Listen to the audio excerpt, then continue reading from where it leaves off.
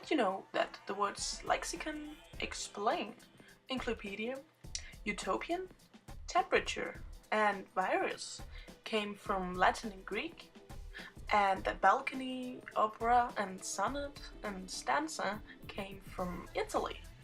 Oh, and also that coffee and kiosk came from Turkey. Well, now you know, and you're about to know a lot more. So sit back and listen while I'm going to talk to you about early modern English and how the language is used and what new words we come upon in Shakespeare's Macbeth Act 1, Scene 7. One of the things Shakespeare is famous for is the effect he had on the development of the early modern English language. For example, without even realizing it, our everyday speech is full of words and phrases used in plays by Shakespeare. He was able to do that because English was changing as people modernized it in their normal speech.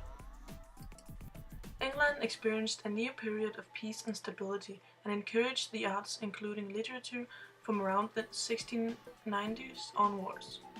No one knew how to write and print correctly. There were neither dictionaries nor grammar books in the beginning of this period. The language changed when the society changed.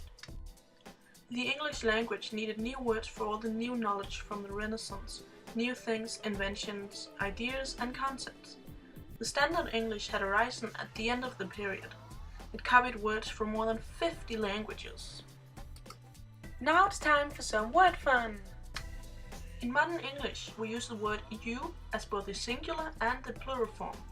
In Old English, thou was used for addressing one person and ye for more than one. By Shakespeare's time, in early modern English, you was being used for both singular and plural, but in the singular it also had a role as an alternative to thou and thee. You was used by people of lower status to those above them, such as ordinary people to nobles, children to parents, and servants to masters. And it was also the formal way for the upper classes members to talk to each other. Thou is usually spoken by the superior to the inferior.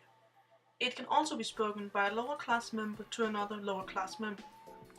Thou might also be used by an inferior to a superior to express such feeling as anger and contempt or to be insulting. And this is one of the areas where Shakespeare is able to get extra levels of meaning by showing disrespect by one character for another status. The use of thou to a person of equal rank could be used as an insult. Thou commonly expressed special intimacy or affection, or when addressing God and in talking to witches or other supernatural beings. Shakespeare was aware of the way the early modern English language that he grew up with was changing, and it is yet another way that he was able to create the levels of meaning that made him such an enduring writer.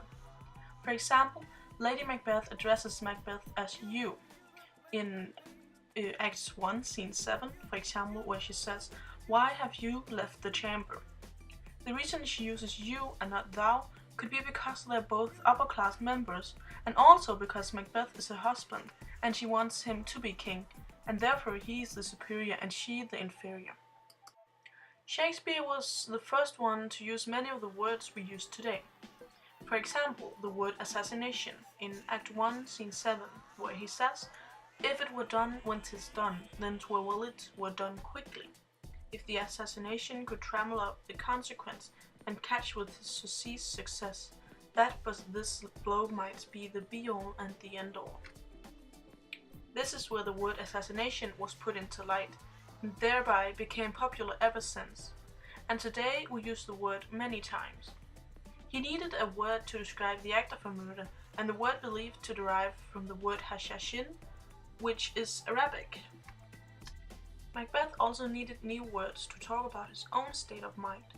He uses vaulting to describe his ambition. The vaulting derives from the old French word voûte, which is based on the Latin word volvere, which means to roll. Macbeth uses it here to describe how his ambition has become more important to him than anything else. It is an excessive ambition, and that he actually disapproves of it. Maybe he thought of the word to Macbeth's ambition because it overruled everything else for Macbeth? There are many familiar words, right? If words like assassination and vaulting weren't used in the plays from Shakespeare, they might not be this familiar to us today. and these are just a few examples of many. By looking at the words in Act 1, Scene 7, it is clear to see how new words were needed in this era to make sure that the reader understood Shakespeare's works. It is very interesting to look at how many of Shakespeare's words were actually used today. It really shows how Shakespeare was a very intelligent and important man.